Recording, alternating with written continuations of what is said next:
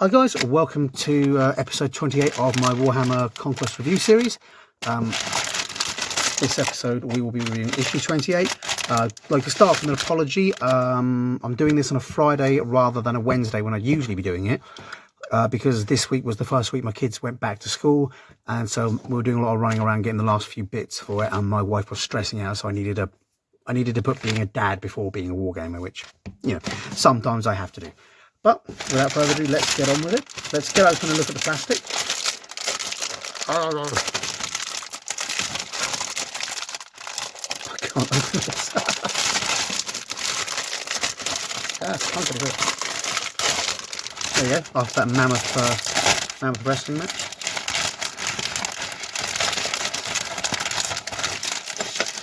First and foremost, we have the plastic bases, the most important part of any game.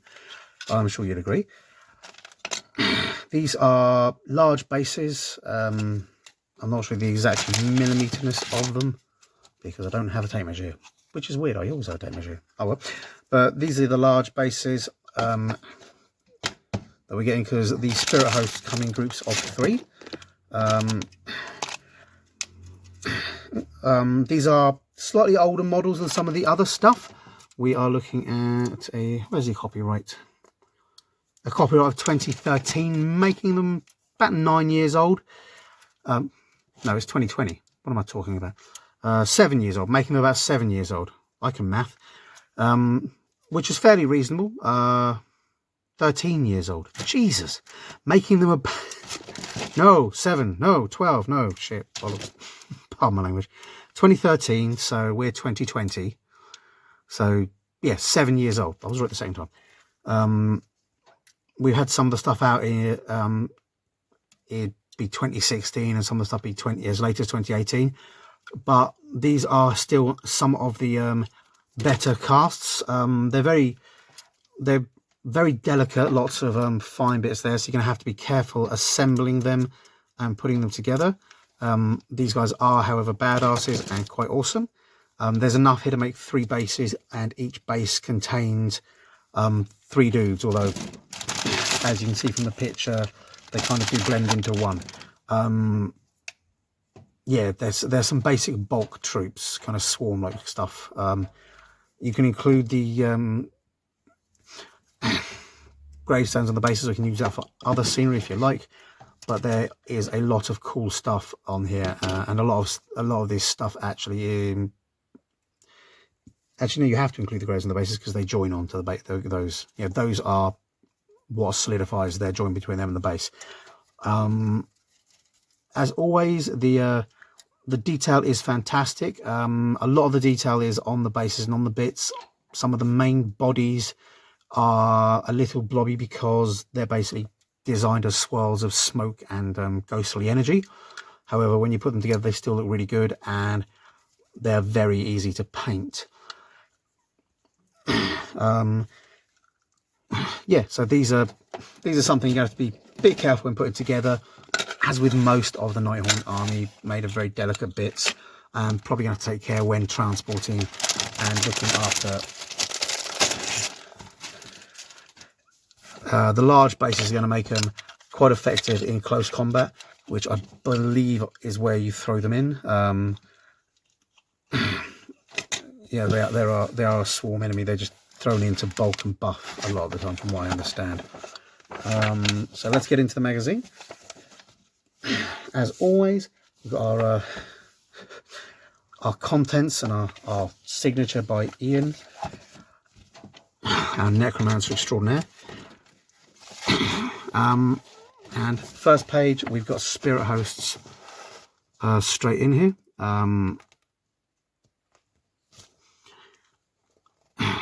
Spirit hosts attack in furious swarms, surrounding and overwhelming their victims. I think this guy's trying to eat the spirit hosts. I mean, you know, the troll kingdom, the ogre kingdoms do that, but he's got energy extending from his mouth, so I don't know if that's what he's going to do. Of the many, sorry, I'll do it the voice. Of the many deadly geists that haunt the mortal realms, spirit hosts are perhaps the most common. They stalk the realm's haunted cairns, battlefields and cursed sites. Since the necroquake sent waves of death magic across the mortal realms, the spirit hosts have only increased in number. Dun dun dun. As I said, they're like the most base form. They're literally just the souls of the dead, able to touch the mortal realm. So the necroquake hasn't made more spirit hosts so much as taken the souls and given them enough power to be able to actually affect things, as opposed to just wandering around and looking glum and miserable. It goes on to describe the spirit hosts as swirling mists forming massed bodies of spiritual energy. It also says they've long since lost their identity. All of their memories and physical forms have dissolved, leaving only vengeful rage and cold hatred for the living. There's a lot else here, but basically, it just says wherever you find night haunts, you find spirit hosts, as they just flock towards the spectral energy, and then they get controlled by the night haunts. We've got execution hordes. Spirit hosts are commonly seen accompanying the gruesome geists known as Lord Executioners to battle. These particular spirit hosts are the mass souls of those that the Lord Executioners slew in life, many of them wrongfully executed. They howl in anguish and frustration as they descend upon the living and tear them to shreds.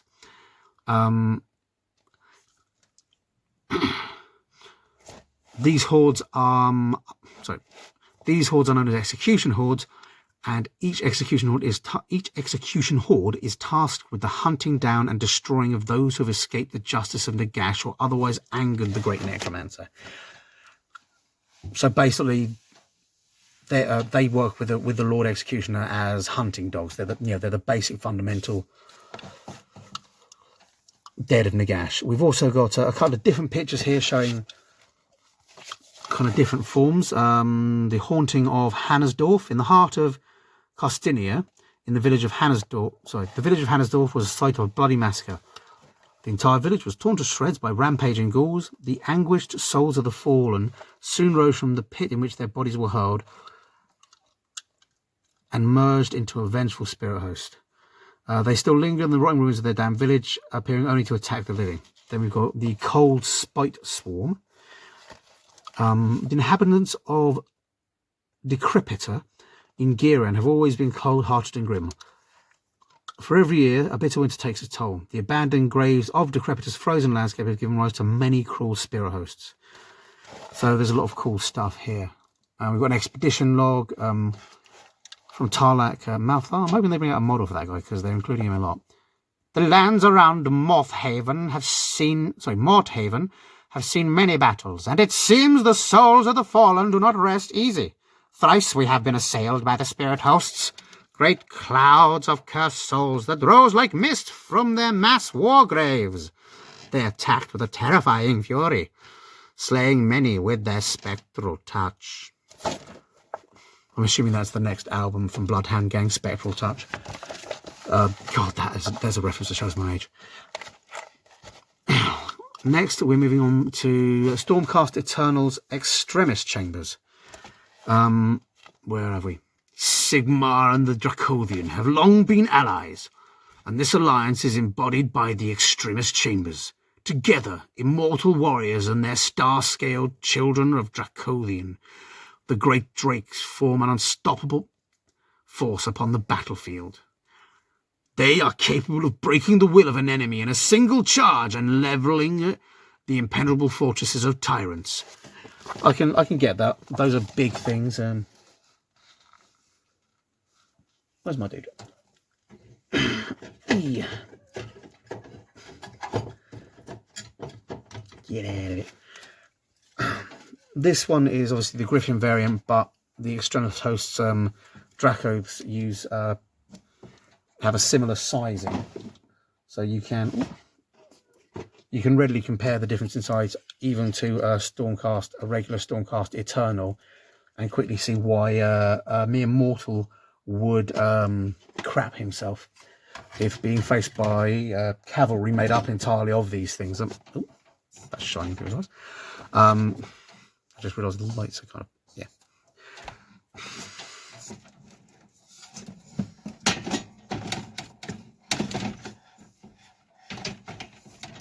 Get in there. Stop it. Bad light. There we go. Sorry, I've got a new light set up so you can better see my face. I'm hoping the light is working better. But there were lights that I founded. Somebody had thrown them out. They're slightly broken. I've put them back together, but not the one. But anyway, you can see why that anything short of an unfeeling corpse would want to run away.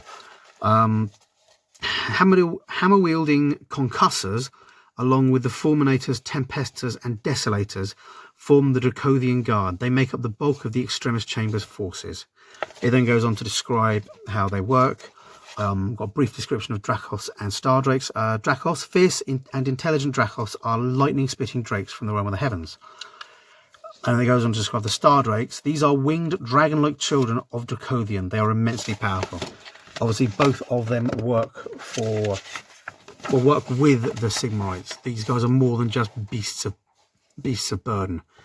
It goes on, it goes on to describe who rides them. The Lord Celestin can ride a Star Drake, as can the Drakesworn Templar. The Tempestors and the Fulminators can ride. Where are we? My brain's can ride Dracoths, as can the Desolators and the Concussors, as we just discussed. The Lord Celestin is the battle leader, and the Drakesworn Templars are basically very powerful champions, as has been described previously.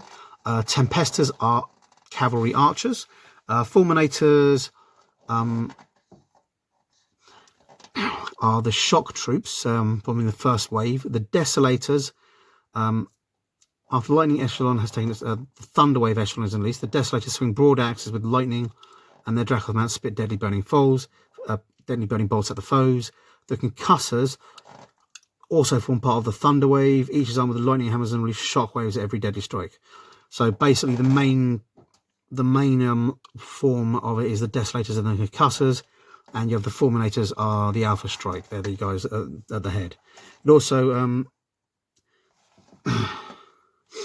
also describes the trial of skywalking, which is what any Stormcaster needs to do before they can try and form a bond with anything Dracoth or Star Drake like.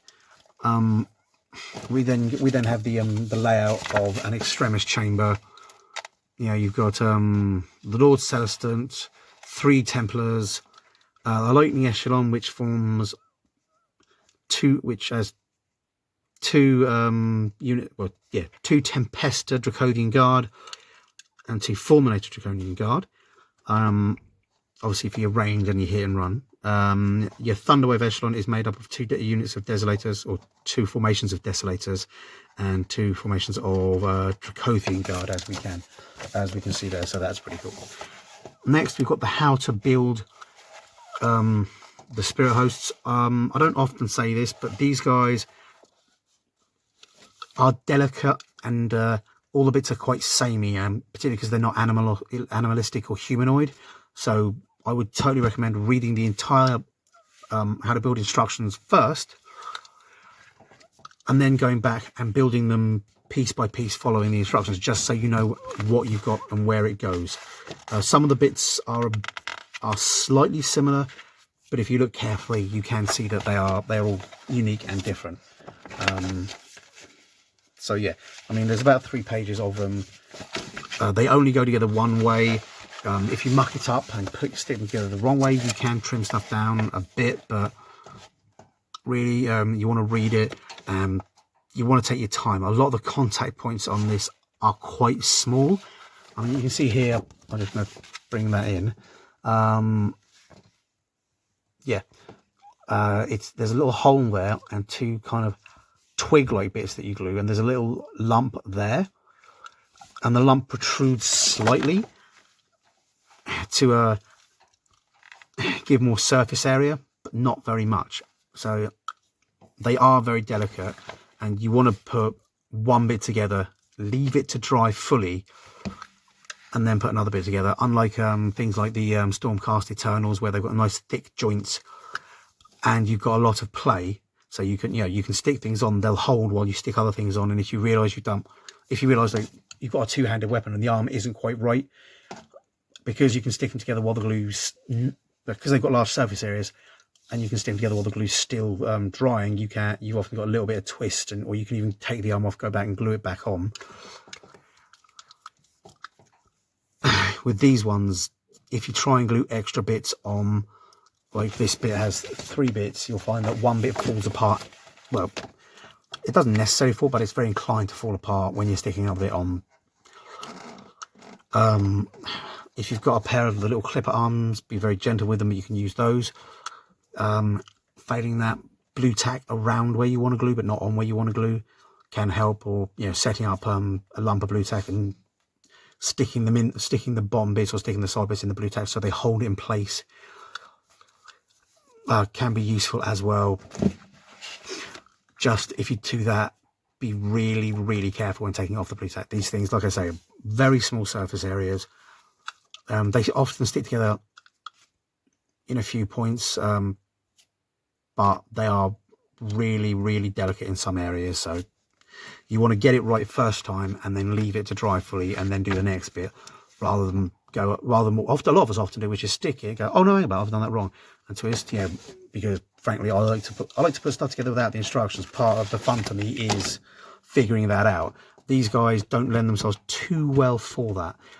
Next, we've got the painting instructions, and obviously, as I just said, leave them to dry fully when you're putting them together.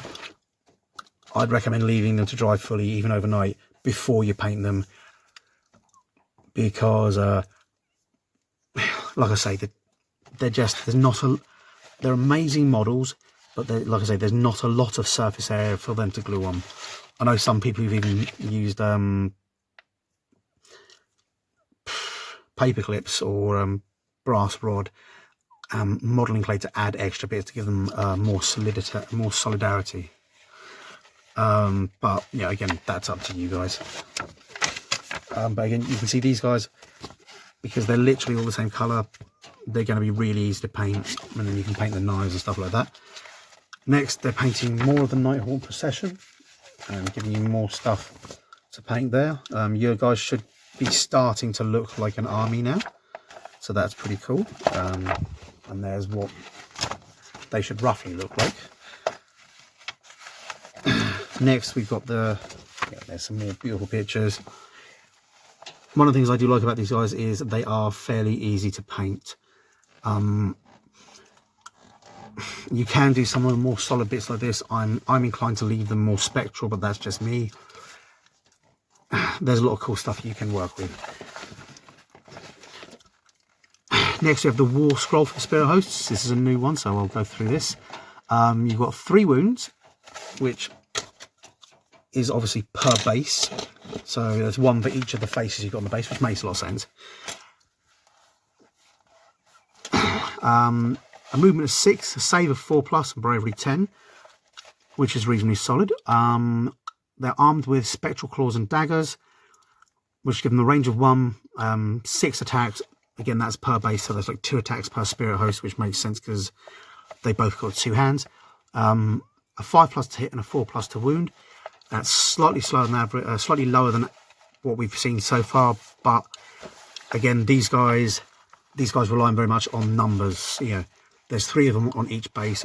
You get 3 bases, so you're starting basically with 9 of them.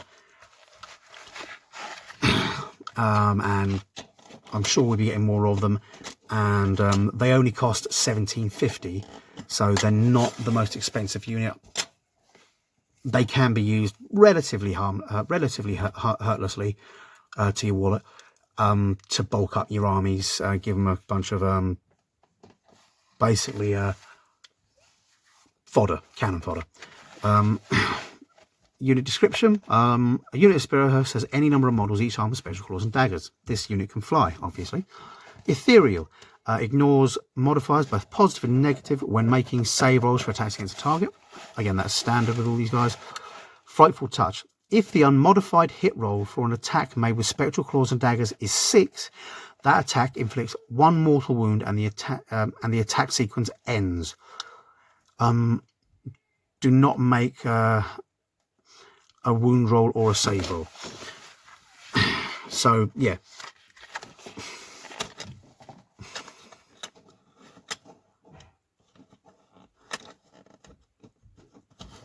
I assume that's just for that attack. They're not saying you do one mortal wound and nothing else. I'm assuming you roll 6 attacks, and if one of them gets a 6 and the rest get 1s and 3s, oh sorry, 1s and 5s, you count the 5 still and continue on with them. You just don't roll for wounds or save rolls for the mortal wound here. So that's cool. I mean, if you roll 6 and you get 6 6s, that's 6 unstoppable wounds. So that's pretty cool.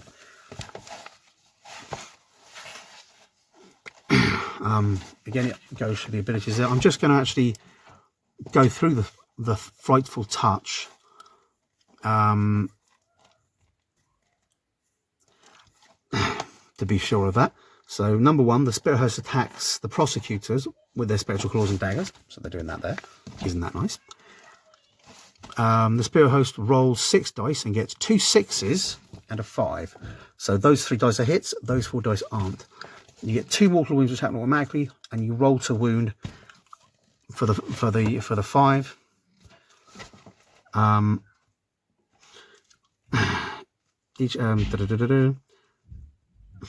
But you still roll to wound and you get save rolls for the 5, which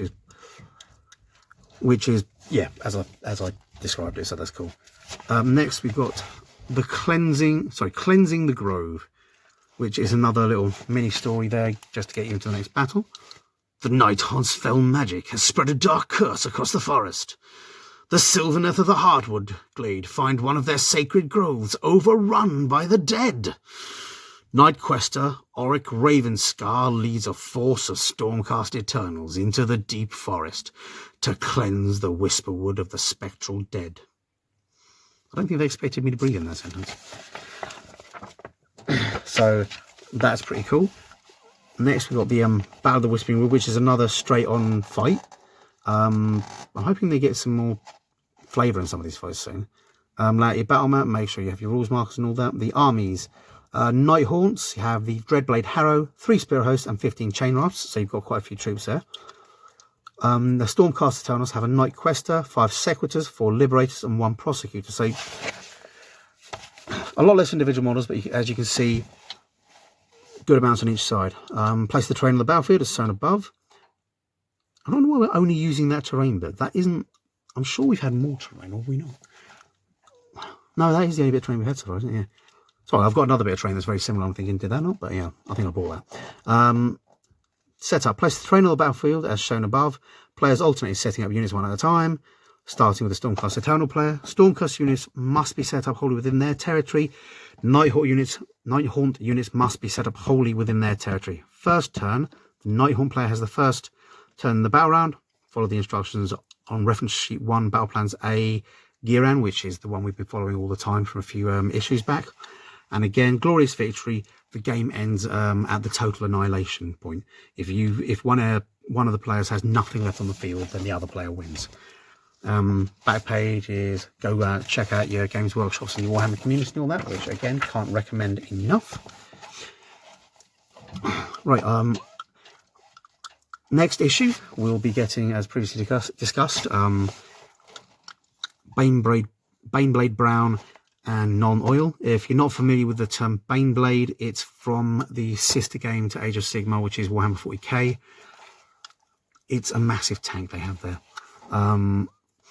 GW have their own individual paints and use their own individual names, and that's a copyright thing. It allows them to copyright the specific colours.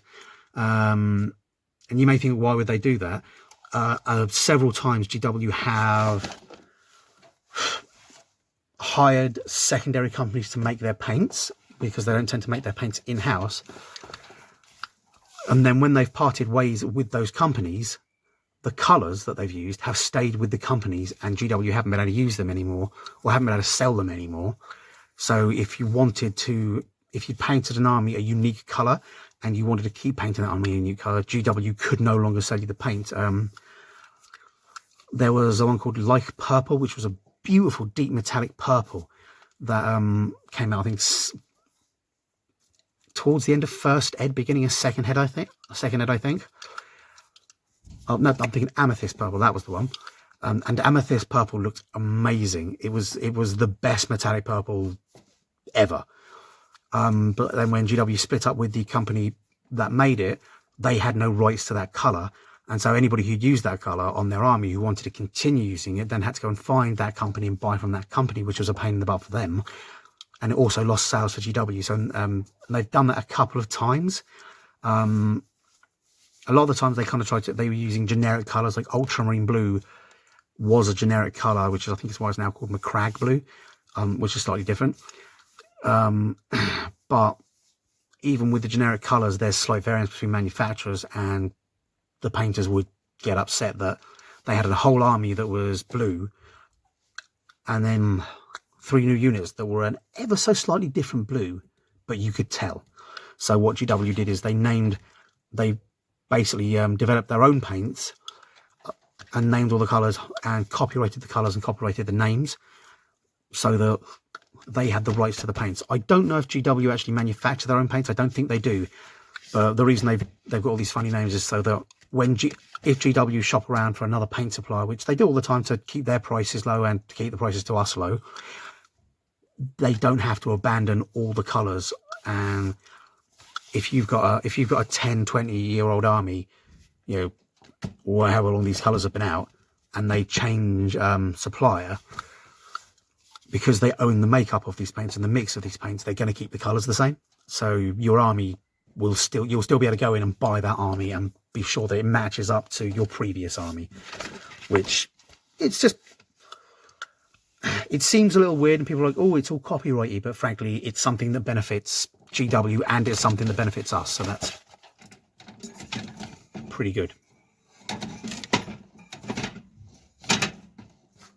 Bad lamp. Issue 29 is going to be covering learning about the God King Sigmar, non-oil and Bane Blade Brown paints. As always, we'll probably be using those in that issue because that's usually what they do. And Stormcast Eternal Army Paint Guide. So we're painting some more Stormcasts. Then for issue 30, we've got another piece of scenery. Yeah, we did get another piece of scenery. We got the Sigmarite Mausoleum, didn't we? I wonder why they're not using the Sigmarite Mausoleum at all. Never mind, I'm sure they will use it in the future. This piece of scenery is the Azerite Ruin, which is a cool looking piece of scenery, which is similar to the piece of scenery we already got. Then we've got Discover Zench, the God of Change, my man, and then a movement to tutorial part 2. Zench is, oh, he's the God of Change. He's also the God of Magic, and the God of complex plans within plans, and the God of secret rock cults that rise up, and stuff like that. So he's actually really one of the cooler gods out there, particularly if you're into kind of that cold calculating, not quite metagaming, but certainly running all the numbers and planning everything in deep things, and then changing your mind as well. Zench is the Chaos God I almost always go for, just because he's got the widest variety. I can do one thing and then change my mind. So that'll be cool. Okay, hope you guys enjoyed that. Sorry for it being late, and I will see you in a week's time for the next one.